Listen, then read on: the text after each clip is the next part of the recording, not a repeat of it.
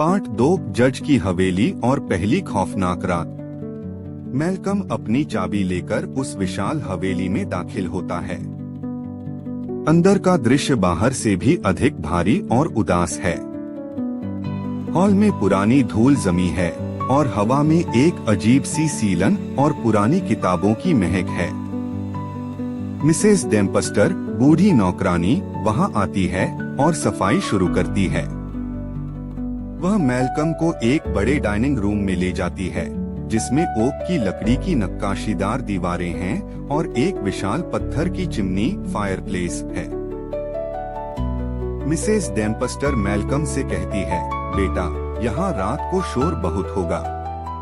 ये चूहे तुम्हें चैन से बैठने नहीं देंगे। मैल्कम हंसकर कहता है, मुझे शोर से फर्क नहीं पड़ता, बस इंसानी दखलंदाजी नहीं होनी चाहिए।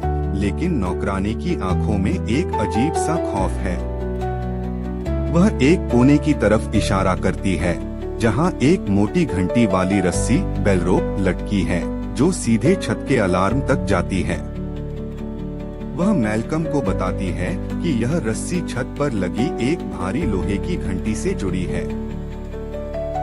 मैल्कम अपनी मेज पर मोमबत्तियां जलाता है, अपनी गणित की किताबें फैलाता है और डिफरेंशियल इक्वेशंस सुलझाने में डूब जाता है। शुरू में सब शांत है। चिमनी में आग जल रही है। अचानक उसे दीवारों के पीछे से खुरचने की आवाजें सुनाई देती हैं। चर चर चर। ऐसा लगता है जैसे सैकड़ों छोटे पैर लकड़ी की दीवारों के पीछे दौड़ रहे हों। वह इसे चूहों का शोर समझकर नजरअंदाज कर देता है।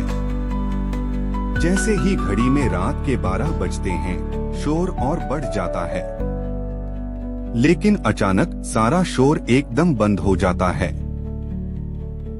एक ऐसा सन्नाटा छा जाता है जिसे महसूस किया जा सकता है। मैल्कम अपनी नजरें किताब से उठाता है और देखता है कि चिमनी के पास रखी उस ऊंची पीठ वाली जज की कुर्सी पर एक विशाल चूहा बैठा है। उसकी आंखें साधारण चूहों जैसी नहीं हैं।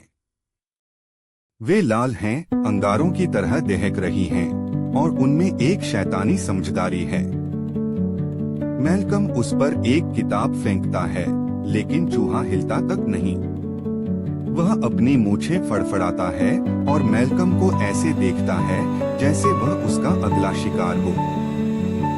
मैल्कम देखता है कि वह विशाल चूहा धीरे से उस मोटी रस्सी बेल रोप की तरफ बढ़ता है और उस पर चढ़ने लगता है। वह रस्सी पर चढ़कर अंधेरे में छत की ओर गायब हो जाता है। मैल्कम को महसूस होता है कि उस कमरे का तापमान अचानक गिर गया है। उसे ऐसा लगता है जैसे कोई अदृश्य ताकत उस रस्सी के साथ खेल रही है। रात के 2 बज रहे हैं। मैल्कम सोने की कोशिश करता है, लेकिन उसे नींद नहीं आती। उसे ऐसा लगता है जैसे दीवारों के पीछे चूहे नहीं, बल्कि कोई भारी शरीर रेंग रहा है। जब वह अपनी आंखें बंद करता है, तो उसे वही विशाल चूहा दिखाई देता है, जिसकी आंखें अब किसी इंसान जैसी क्रूर लग रही हैं।